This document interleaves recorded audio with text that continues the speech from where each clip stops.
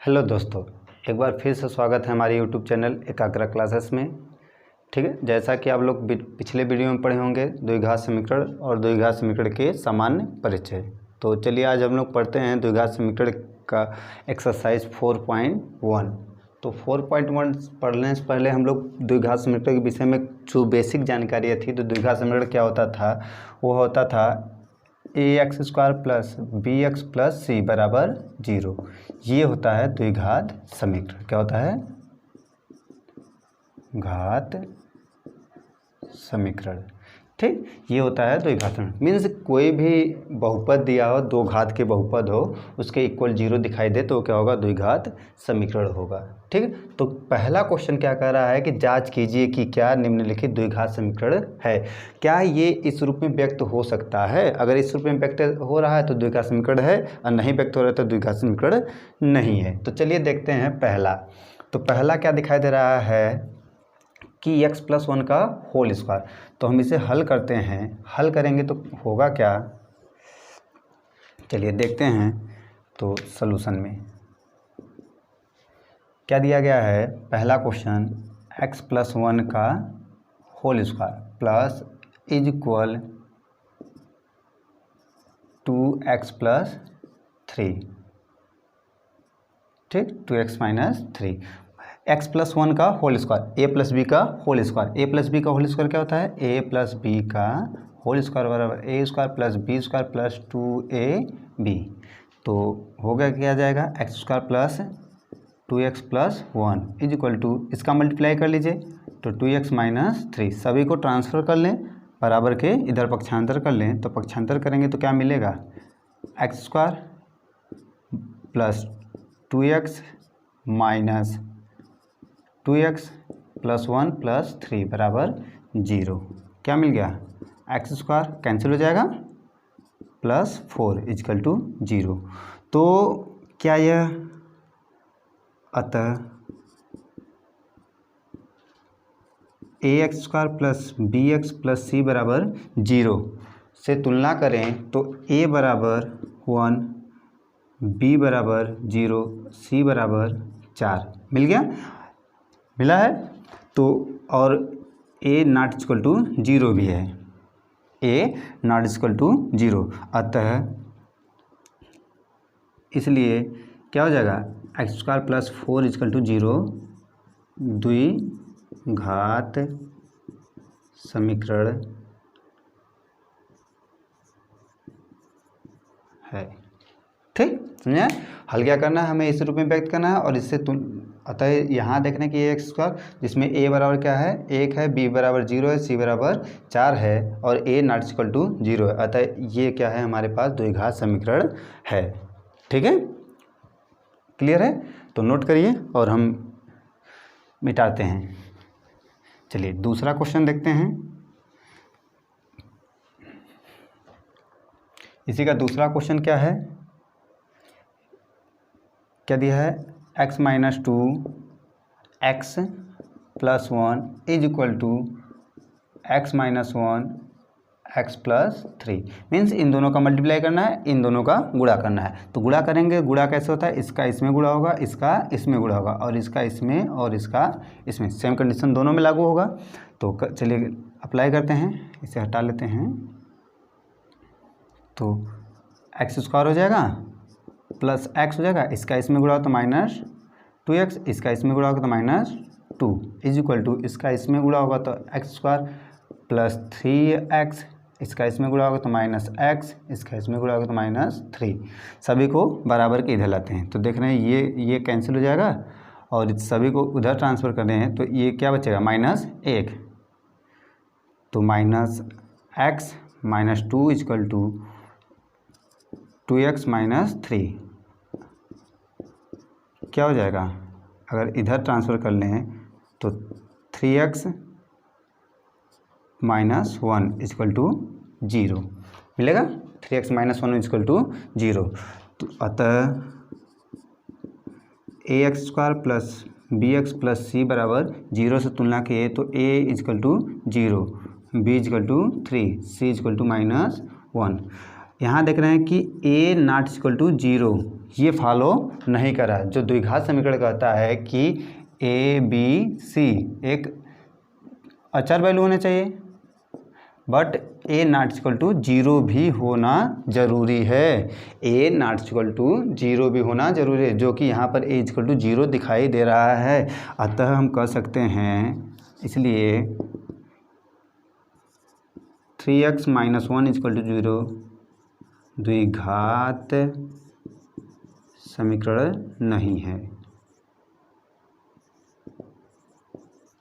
ठीक, द्विघात समीकरण नहीं है। क्लियर है इतनी बातें?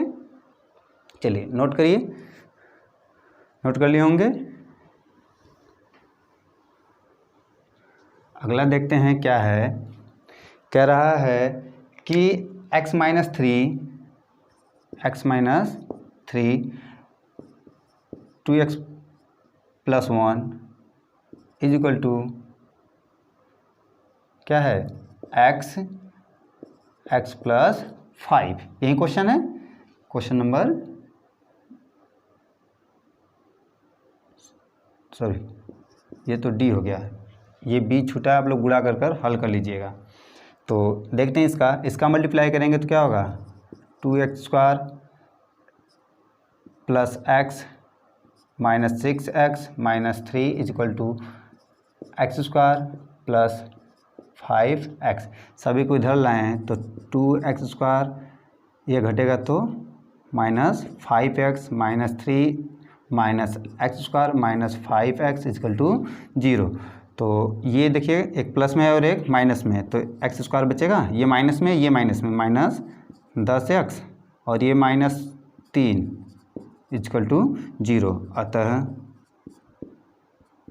देख रहे हैं कि ax² + bx + c equal to 0 से तुलना की है तो a बराबर 1, b बराबर -10, c बराबर -3, जो कि a not equal to 0, a not equal to 0 भी है और ए बी की वैल्यू भी अचर वैल्यू मिल रहे हैं। अगर मिल रहे हैं तो इसलिए x² - 10x - 3 इक्वल टू 0 द्विघात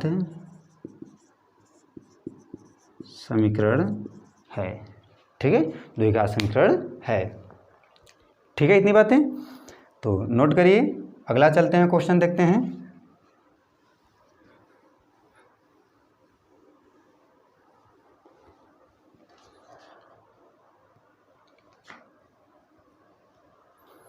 अगला क्वेश्चन क्या कह रहा है, ई में कह रहा है कि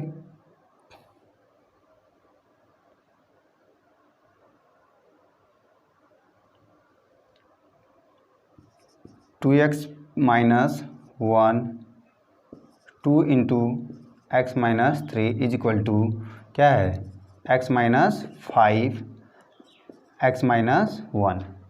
ठीक, तो पहले क्या करेंगे, इसी का मल्टीप्लाई कर लें, या तो पहले इसका मल्टीप्लाई कर लेते हैं तो क्या हो जाएगा, 2x - 1 और 2x - 6 इज इक्वल टू, इसका मल्टीप्लाई कर लेते हैं, x² -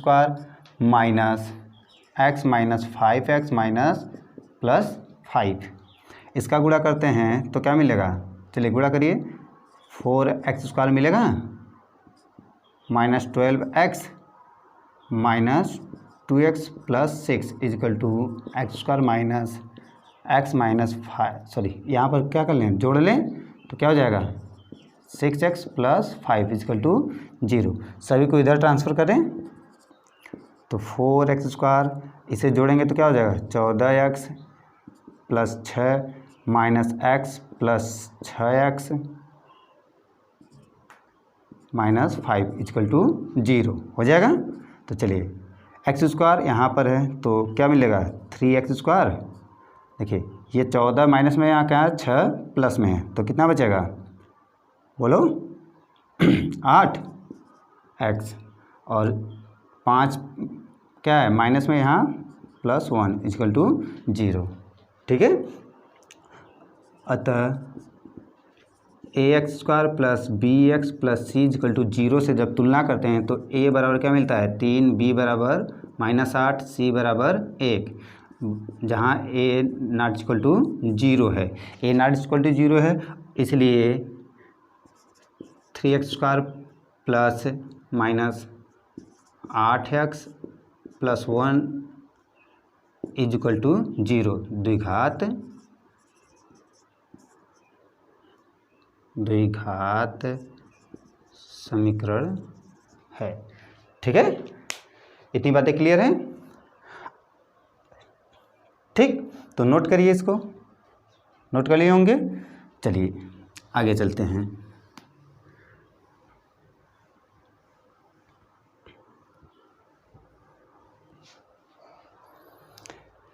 चलिए देखते हैं क्वेश्चन नंबर F। ये देखिए विस्तार दिया गया है, x² plus 3x plus 1 is equal to a plus B a minus B का होल स्क्वायर। क्या होता है? a² plus b² minus 2ab होगा। 2ab सभी को ट्रांसफ़र कर लें तो देख रहे हैं ये और ये कैंसिल हो जाएगा। जब ये इधर आएगा तो 7x माइनस 3 बराबर 0। अतः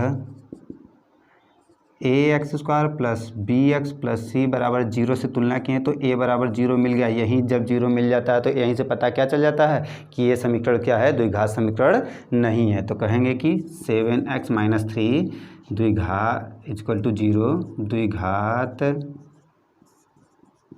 समीकरण नहीं है।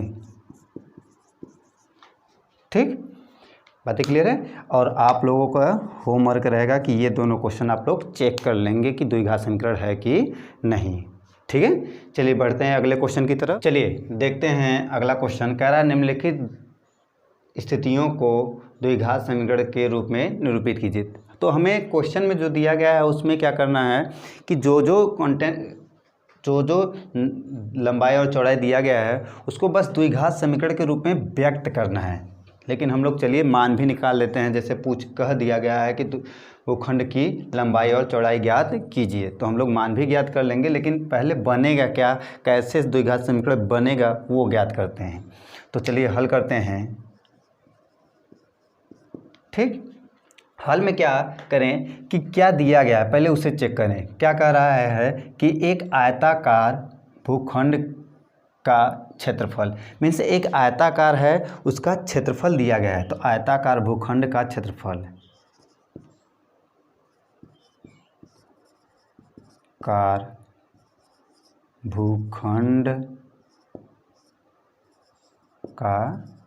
क्षेत्रफल दिया गया कितना? 528। और पूछ क्या रहा है? लंबाई और चौड़ाई। तो मान लें, माना आयत की लंबाई x है।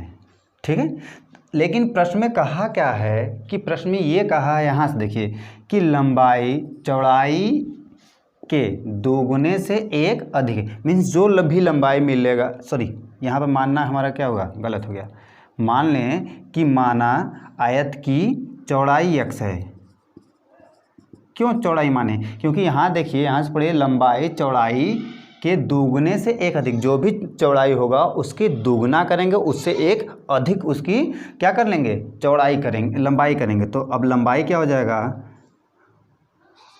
आयत की लंबाई क्या हो जाएगा? चौड़ाई का दोगुना प्लस एक अधिक हो जाएगा। अब आते हैं, हम जानते हैं कि आयत का क्षेत्रफल दिया है, तो आयताकार खेत का क्षेत्रफल या आयत का क्षेत्रफल निकालें। आयत का क्षेत्रफल बराबर क्या हो जाएगा? लंबाई गुणे चौड़ाई। अब क्षेत्रफल कितना दिया है? 528। और लंबाई कितना दिया गया है? 2x plus 1। और चौड़ाई कितना दिया गया है? x। मल्टीप्लाई कर लें, तो मल्टीप्लाई करेंगे तो 528 बराबर क्या आ जाएगा? 2x² plus x। ठीक, सभी को ट्रांसफ़र कर लेते हैं एक साइड। तो एक साइड जब ट्रांसफ़र करेंगे तो 2x² प्लस x माइनस 528 बराबर 0। ध्यान से देखिए, तो यहाँ देख रहे हैं कि ये हमें क्या मिला है? एक द्विघात समीकरण मिला। ठीक है, तो द्विघात समीकरण समझ में आया? ठीक है। तो यहाँ देखिए हमने क्या कर लिया, उसको निरूपित कर लिया द्विघात समीकरण के रूप में। लेकिन हमसे पूछ क्या रहा है कि इसकी लंबाई और चौड़ाई ज्ञात कीजिए। तो चलिए हम इस द्विघात समीकरण का हल भी कर लेते हैं। तो द्विघात समीकरण क्या मिला हमको, 2x² प्लस x माइनस 528 बराबर 0। तो 500, अब इसका इसमें मल्टीप्लाई करते हैं, मल्टीप्लाई करने के बाद उसके दो फैक्टर में तोड़ते हैं। तो चलिए इसको तोड़ कर देखते हैं क्या मिलता है हमें। तो 528 गुणे 2 कितना हो जाएगा, 16, 4 1 5 10। ठीक, इसमें टूटा और इसे हम दो पार्ट में तोड़ लेते हैं। किसमें टूटेगा, 33 और 32। गुणा करके देखिए, 3 दूनी 6, 6 और गुणा कर लीजिएगा तो आएगा 1056। तो इसमें टूटेगा। अब लेकिन हमें ये टूटेगा तो इसमें कौन प्लस होगा कौन माइनस, डिपेंड इस पे करता है कौन किसे प्लस करे और किसे माइनस करे। तो हमें चाहिए क्या, प्लस में चाहिए, तो इसे प्लस और इसे माइनस कर लेंगे। देखिए गुणा करने के बाद भी हमें क्या मिलेगा, माइनस में मिलेगा। ठीक, तो हो क्या जाएगा, 2x² plus 33x minus 32x minus 528 बराबर 0। चलिए कॉमन क्या दिखाई दे रहा है इन दोनों में, x कॉमन है तो x minus x plus 33, 2x plus 33। यहाँ से क्या कॉमन है, 16 हम कॉमन करते हैं तो क्या मिलेगा, 2x माइनस यहाँ से क्या मिलेगा 33 बराबर 0। ठीक है, तो एक ब्रैकेट में क्या मिला, 2x प्लस 33 और दूसरे ब्रैकेट में क्या मिला, x माइनस 16 बराबर 0। अब x माइनस 16 बराबर 0 होगा तो x बराबर 16 मिलेगा। और जब 2x प्लस 33 बराबर 0 होगा तो 2x बराबर माइनस 33, x बराबर क्या हो जाएगा, माइनस 33/2। चलिए, तो अब यहाँ से हमें दो मान मिला है, x के कितने मान मिले, दो मान मिले। एक मिल गया है क्या, x बराबर 16 और x बराबर माइनस 33/2। तो बताइए क्षेत्र जो लंबाई या चौड़ाई जो भी होगा तो क्या वो माइनस में वैल्यू आ सकता है, नहीं आ सकता है। तो उसकी लंबाई या चौड़ाई क्या हो जाएगी, 16। तो हम माने क्या थे, माने हैं उसकी चौड़ाई x बराबर 16। तो चौड़ाई क्या मिल गया हमको जी, 16। लंबाई क्या हो जाएगा, लंबाई क्या था 2x प्लस 1, तो 16 दूना 32 1 33। ठीक है, उसकी लंबाई और चौड़ाई प्राप्त हो गई। क्लियर इतनी बातें, ठीक है। तो नोट कर लीजिए इसको। अगला क्वेश्चन उसी में कह रहा है कि दो क्रमागत धन पूर्णांकों का गुणनफल 306 है। तो क्या करना है, हमें पूर्णांक संख्या ज्ञात करना है। वो पूर्णांक संख्या क्या था जिनका गुणनफल 306 है। तो मान लेते हैं कि माना, अब क्रमागत धन पूर्णांक संख्या, पूर्णांक संख्या में जब क्रमागत होता है तो मान लें,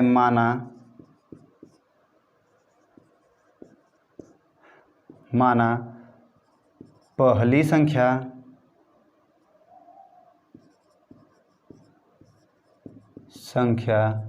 क्या हो जाए, x है, तो दूसरी संख्या क्या हो जाएगा,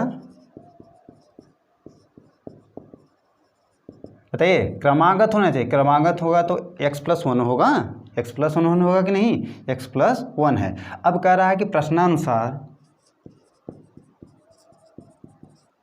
प्रश्नानुसार में क्या कर रहा है कि उन क्रमागत संख्याओं का गुणनफल, तो दोनों संख्याओं का गुणनफल x इंटू x प्लस 1 बराबर कितना दिया है, 306 दिया है। तो गुणा कर लें तो क्या हो जाएगा, x² प्लस x बराबर 306। अब इसे हम क्या कर लें, x² प्लस x माइनस 306 बराबर 0। यहाँ तक क्या मिला हमको, ये मिल गया हमको द्विघात समीकरण, द्विघात समीकरण मिल गया। लेकिन हमसे पूछ क्या रहा है, वो पूर्णांक संख्या क्या है। तो पूर्णांक संख्या क्या होगा, अब इसका ब्रेक कर लें।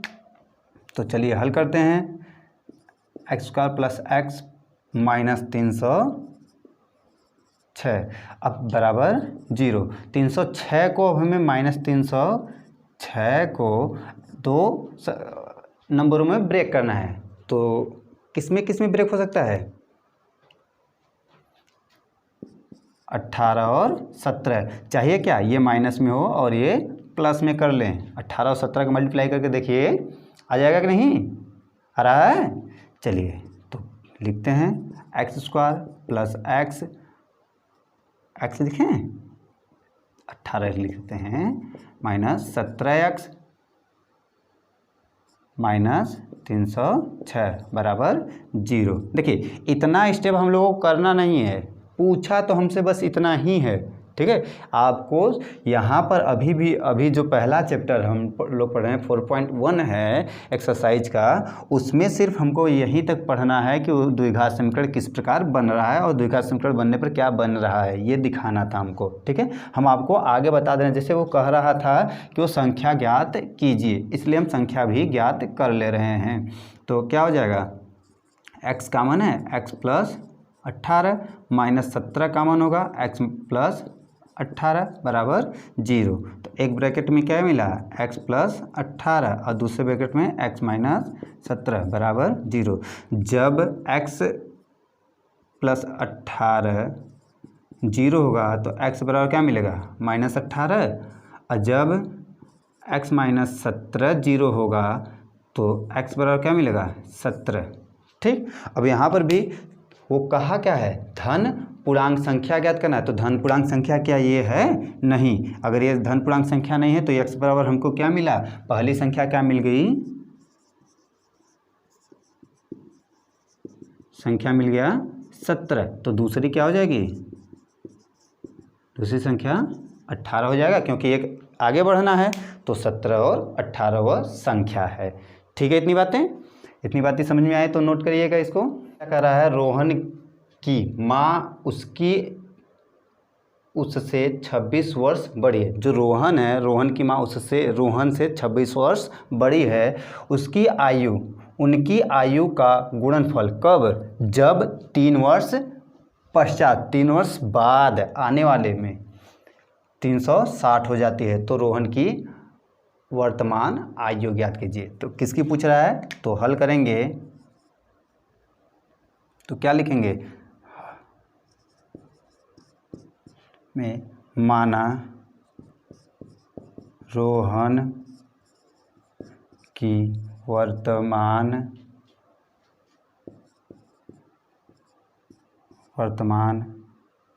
आयु x वर्ष है। ठीक, तो उसकी माँ कितनी हो जाएगी?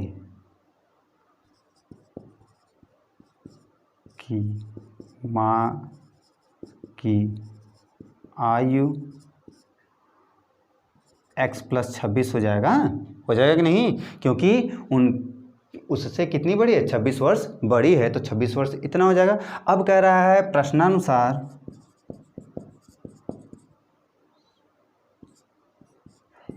में क्या कह रहा है कि उनकी आयु का गुणनफल कब? जब 3 वर्ष बाद। आज उसका x है तो 3 वर्ष बाद क्या होगा? x प्लस 3 हो जाएगा। उसकी आयु क्या हो जाएगी? रोहन की x प्लस 3। ये कौन हो गया? रोहन। तथा क्या कहा कि उनके माँ की आयु, उसकी माँ की आयु कितना हो जाएगा? x प्लस 26 प्लस 3 का गुणनफल कितना है? 360 है कि नहीं? तो चलिए हल कर लेते हैं। तो x प्लस 3 x प्लस 29 बराबर 360 गुणा करिए तो x² plus 29x plus 3x plus 9 त्रिक 27 बचा 2 3 दूनी 6 6 2 8 इक्वल टू 360। ट्रांसफ़र कर लें तो ट्रांसफ़र करेंगे तो क्या मिलेगा? x² प्लस 29 3 31x माइनस घटाइए तो 16 में से 7 जाएगा, कितना बचेगा? 9। और 9 में से 8 जाएगा 1, ठीक है, ये बना क्या हमारा द्विघात समीकरण। चेक कर लेते हैं आंसर। देखिए एक छोटा सा मिस्टेक है, यहाँ क्या है 360 है, तो 360 होना चाहिए ना। हम लोग क्या लिखे थे, पिछली वाले क्वेश्चन लिख दिए थे 360 360 360। जब 360 इधर घटेगा तो क्या मिलेगा, घटा कर देख लीजिए, 3 15 में से 8 गया, कितना बचेगा 15 में से 8, बोलो जी यार 7 और 2 0। ठीक, तो ये जो हमारा मिला है क्या है, द्विघात समीकरण। ठीक, ये मिल गया हमारे पास द्विघात समीकरण। अब कह रहा है कि द्विघात समीकरण का हमें हल भी दिखाना है कि रोहन की वर्तमान आयु है क्या। तो रोहन की वर्तमान आयु होगा क्या, अब इसे ब्रेक करना है। इसे ब्रेक करने के लिए आप लोग एक बार प्रयास करिए वीडियो को रोककर।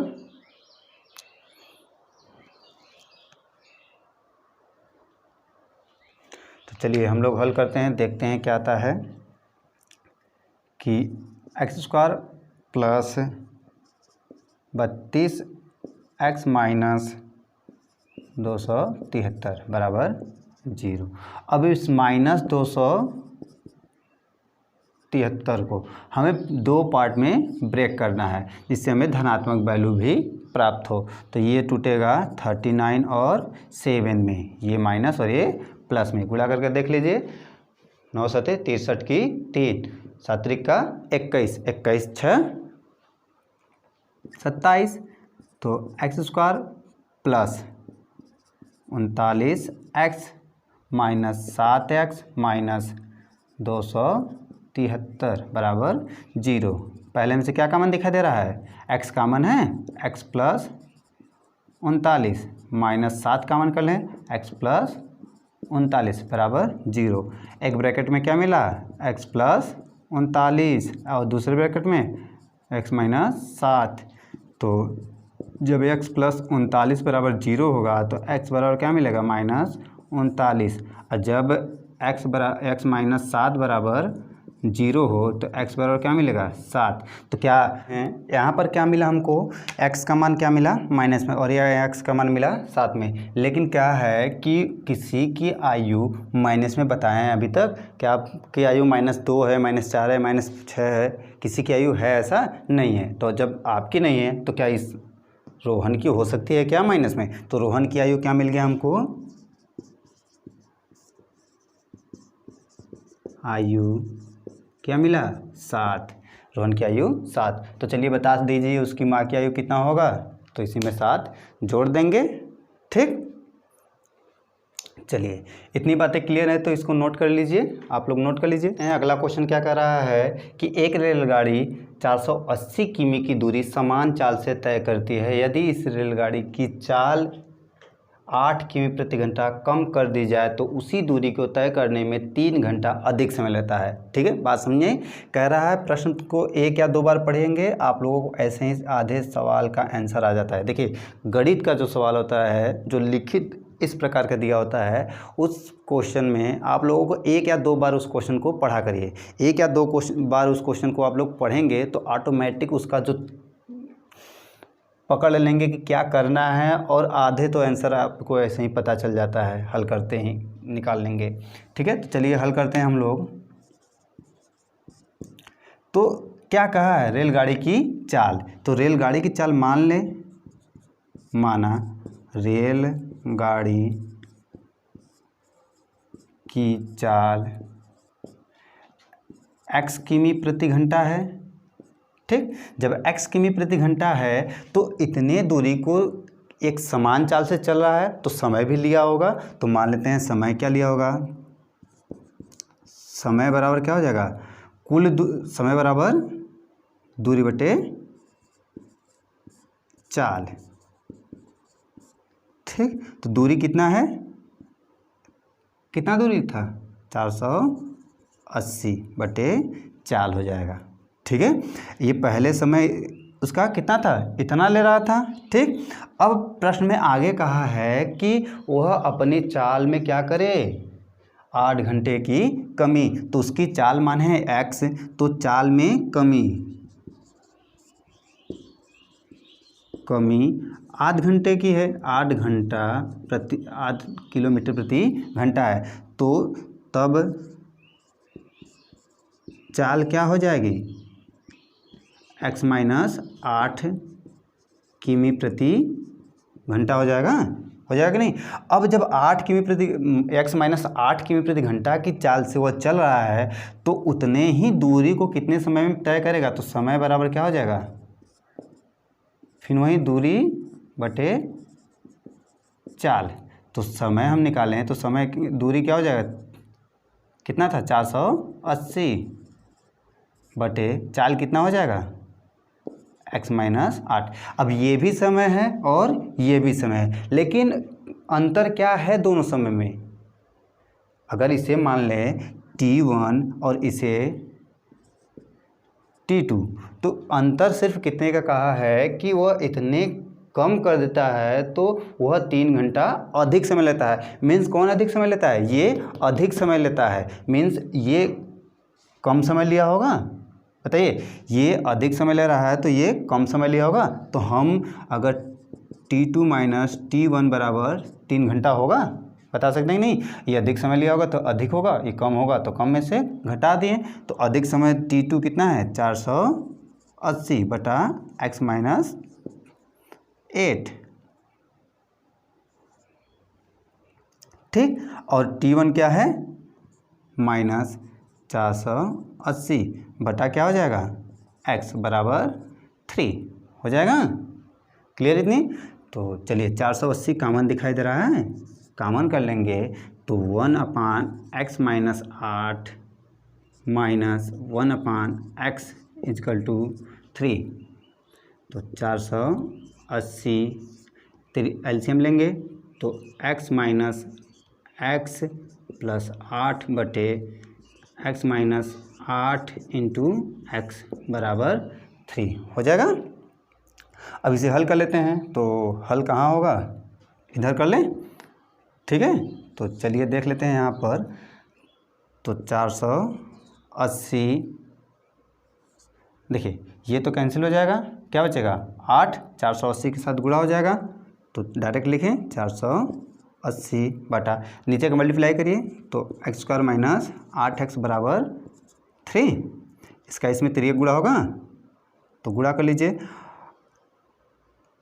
क्या हो जाएगा 0, 8 64 की 4, 8 चौका 32, 3 38 बराबर 3x स्क्वायर माइनस कितना हो जाएगा, इसमें भी तो गुणा होगा, 8 त्रिका 24x बराबर, ठीक। अब ये इसमें से सभी में से कुछ एक साइड कर लें तो 3x square minus 24x minus क्या हो जाएगा, चलिए देखते हैं, हल करिए हल करिए करिए करिए कितने का 38 40 बराबर 0। कुछ कॉमन है तो कॉमन क्या है 3 कॉमन है ना, तो 3 कॉमन कर लेंगे तो x square minus 8x minus 1280 बराबर 0। तो 3 इधर जाकर क्या हो जाएगा 0, तो क्या मिल जाएगा x square minus 8x minus 1280 बराबर 0।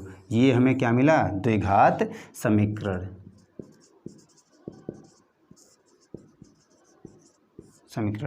अब आप लोगों को क्या करना है, इस द्विघात समीकरण का मान ज्ञात करना है। किस द्विघात समीकरण का, चलिए इधर लिख देते हैं, वो आप लोगों को इसे इतना नोट कर लिए होंगे। तो आपको निकालना क्या है, आप लोग हल कर लीजिएगा और कमेंट कर बताइएगा आंसर क्या आएगा कि x square minus 8x minus 1280 बराबर 0। इसमें x का मान ज्ञात करना है, ठीक। तो आप लोगों को चाल पता चल जाएगा ना। तो चलिए आप लोगों को इतना हल करना है, ठीक है।